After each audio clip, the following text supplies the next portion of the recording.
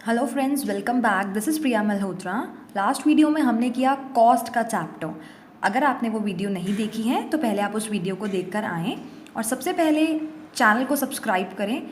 Channel को subscribe इसलिए करें बिकॉज़ ये चैनल सिर्फ आपकी 12th क्लास के लिए नहीं, आपके फ्यूचर के लिए भी बहुत हेल्पफुल रहेगा। तो आज हम लोग स्टार्ट करते हैं रेवेन्यू का चैप्टर। मैं रेवेन्यू का चैप्टर भी बिल्कुल कॉस्ट के चैप्टर की तरह कराऊंगी। इसमें हम जो बेसिक ध्यान देंगे वो हम ध्यान देंगे ग्राफ्स के ऊपर, ठीक है, क्योंकि कॉस्ट चैप्टर और रेवेन्यू चैप्टर के जो ग्राफ हैं वो बहुत ही कंफ्यूजिंग हैं। इसलिए मैं चैप्टर आपको ब्रीफ में नहीं समझाऊंगी, लेकिन येस मैं आपको ग्राफ बहुत अच्छे तरीके से करवाऊंगी, ठीक है। तो हम स्टार्ट करते हैं रेवेन्यू का चैप्टर। देखिए, सबसे पहले हमें समझना होगा रेवेन्यू का मतलब क्या होता है। Revenue, total revenue refers to total receipt from the sale of a given quantity of a commodity. किसी भी कमोडिटी को सेल करने से हमें जितना मनी रिसीव होता है उसको बोलते हैं रेवेन्यू। अब जो रेवेन्यू होता है वो 3 तरीके का होता है, total revenue, average revenue and marginal revenue. सबसे पहले समझते हैं टोटल रेवेन्यू क्या होता है। देखिए, 10 चेयर्स हमने सेल की और एक चेयर है 160 रुपीज़ की, तो हमें टोटल रेवेन्यू कितना मिला, 160 इंटू 10 1600। अब एवरेज रेवेन्यू का फॉर्मूला क्या होता है, total revenue divide by quantity. हमें 1600 का अमाउंट रिसीव हुआ और क्वांटिटी हमने कितनी चेयर सेल की, 10, तो एवरेज रेवेन्यू क्या होगा, 160। हमने देखा एवरेज रेवेन्यू और प्राइस दोनों बराबर हैं, तो इससे हमें पता चला कि एवरेज रेवेन्यू हमेशा प्राइस के इक्वल होगा। उसके बाद है मार्जिनल रेवेन्यू। मार्जिनल रेवेन्यू का क्या फॉर्मूला होता है, मार्जिनल रेवेन्यू के 2 फॉर्मूले होते हैं, MRN TRN minus TRN minus 1। वहाँ याद है आपको मार्जिनल कॉस्ट का क्या फॉर्मूला था कॉस्ट के चैप्टर में, वहाँ पे मार्जिनल कॉस्ट का फॉर्मूला था TCN माइनस TCN माइनस 1, और यहाँ है TRN माइनस TRN माइनस 1, और इसका दूसरा फॉर्मूला है डेल्टा TR अपॉन में डेल्टा Q। मार्जिनल रेवेन्यू होता क्या है, marginal revenue is the additional revenue generated from the sale of an additional unit of output. एक और यूनिट सेल करने पे आपको कितना रेवेन्यू मिला। देखिए, एक एग्जाम्पल लेते हैं।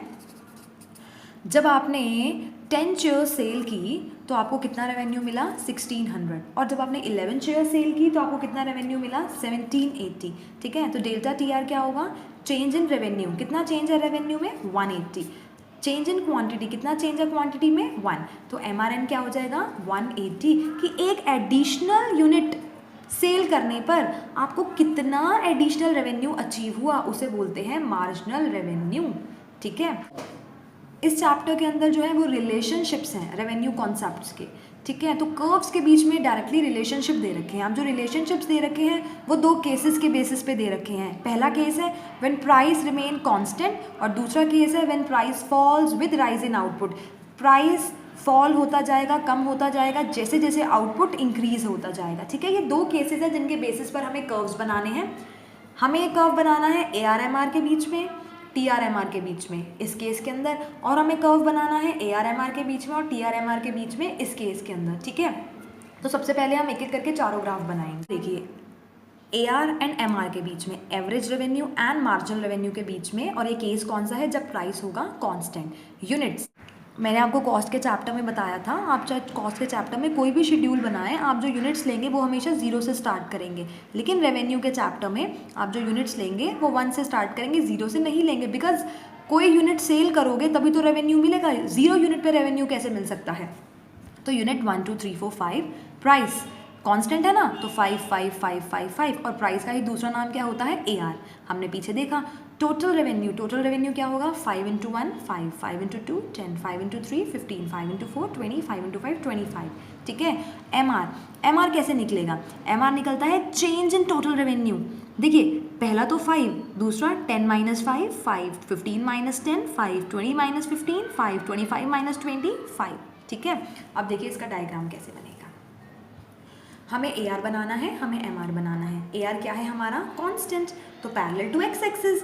MR क्या है हमारा, कांस्टेंट, तो वो भी पैरेलल टू x एक्सिस। तो यही कर्व MR है, यही कर्व AR है, और AR ही प्राइस होता है, ठीक है। यहाँ पर हमेशा लिखेंगे आउटपुट, और यहाँ पर हमने क्या बनाया, AR MR दोनों बनाए, ठीक है। इसके बाद हम चलते हैं सेकंड ग्राफ पर, TR एंड MR। ये भी कौन सा केस है, जब प्राइस क्या होगा, कांस्टेंट।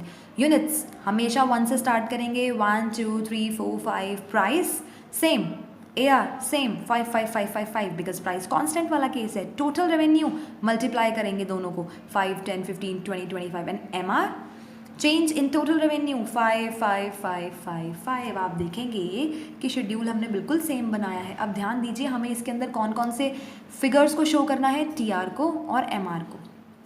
तो देखिए एम आर जो कि कांस्टेंट है 55555, तो एम आर का ग्राफ कैसा बनेगा, parallel to X axis. M R और ए आर भी कांस्टेंट है तो एम आर को ही ए आर ही प्राइस होता है. और टोटल रेवेन्यू आप देखेंगे कि यूनिट्स के साथ साथ वो इंक्रीज हो रहा है 5, 10, 15, 20, 25. तो ये हमेशा पॉजिटिव स्लोप बनेगा. ये देखिए हमेशा पॉजिटिव स्लोप बनेगा और इंक्रीज होगा ये कंटिन्यूअसली. इसको बोलेंगे टोटल रेवेन्यू. ठीक है, तो अभी तक हमने 2 कर्व देखे. नेक्स्ट है ए आर और एम आर के बीच में हमें ग्राफ बनाना है. जब प्राइस कंटिन्यूअसली डिक्रीज होगा, जैसे जैसे आउटपुट इंक्रीज होगा, ये सेकंड केस है. ठीक है, जैसे जैसे आउटपुट सप्लाई इंक्रीज होती जाएगी प्राइस जो है वो फॉल होता जाएगा. तो इसमें सबसे पहले units 1, 2, 3, 4, 5. A R average revenue. इसमें एवरेज रेवेन्यू किसका दूसरा नाम होता है, प्राइस का. और प्राइस क्या हो रहा है, कंटिन्यूअसली फॉल कर रहा है. तो 5, 4, 3, 2, 1 कंटिन्यूअसली फॉल कर रहा है price. Total revenue A R into units 5, 428, 339, 428, 515. M R marginal revenue. Total revenue में चेंज मार्जिनल रेवेन्यू होगा. पहला 5 ही रहेगा, देन 8 - 5 3, 9 - 8 1, 8 - 9 -1, 5 - 8 -3. देखिए इसके बाद हमने देखना है ratio of fall. A R और एम आर देखिए प्राइस कितना कम हो रहा है, 1 1 1 1 1. तो 1 1 1 1 इज 2 रेशो. देखिए पहले 5 था एम आर, फिर 3 हो गया, फिर 1 हो गया, फिर -1 हो गया, फिर -3 हो गया. तो इसमें कितने का गैप है, 2 का. तो रेशो क्या हुआ फॉल का, 1:2 1:2 1:2 1:2. ओके, इसके बाद देखिए इसका ग्राफ कैसे बनेगा. ए आर देखिए ए आर 5 4 3 2 1. तो ये कहाँ से स्टार्ट होगा, 1 पे 5, देन 4 3 2 1. ये क्या होगा हमारा ए आर. टच नहीं करेगा एक्स एक्सिस को क्योंकि जीरो नहीं है. 5 4 3 2 1 प्राइस जीरो नहीं होगा, सिर्फ डिक्रीज होगा. तो 5 4 3 2 1 ये हो गया हमारा एवरेज रेवेन्यू. जो एम आर है वो देखिए 5 3 1 -1 एंड 3. ये दोनों सेम जगह से स्टार्ट होंगे, पहले पॉजिटिव, उसके बाद ये जो है वो नेगेटिव हो जाएगा -1 -3. इसलिए ये ग्राफ जो है वो एक्स एक्सिस के नीचे भी जा रहा है. तो ए आर और एम आर कैसे बनाया, ए आर एम आर एक बार मैं बताती हूँ. ए आर बनेगा ऐसे और एम आर जो है वो नीचे तक चला जाएगा. ठीक है, अब देखिए फोर्थ केस, टी आर और एम आर के बीच में जब प्राइस कंटिन्यूसली फॉल करेगा जैसे जैसे आउटपुट इंक्रीज होगा. Units 1 2 3 4 5. Average revenue. Average revenue कैसे, हम अपने आप डिक्रीज कर रहे हैं 5 4 3 2 1. आप यहाँ पे 2 भी ले सकते हैं, 2.25 मैंने लिया है, आप 2 भी ले सकते हैं, कोई प्रॉब्लम नहीं है. टोटल रेवेन्यू दोनों को मल्टीप्लाई करें 5 8 9 9 5. आप यहाँ पे कुछ देख रहे हैं, पहले टोटल रेवेन्यू इंक्रीज हो रहा है, फिर जब अपने मैक्सिमम पर आ जाता है, मैक्सिमम पे आने के बाद फिर डिक्रीज हो रहा है. देखिए यहाँ तक इंक्रीज हुआ, उसके बाद अपने मैक्सिमम पर आ गया, मैक्सिमम पे आने के बाद डिक्रीज होना स्टार्ट हो गया, है ना. उसके बाद एम आर देखिए, चेंज इन टोटल रेवेन्यू.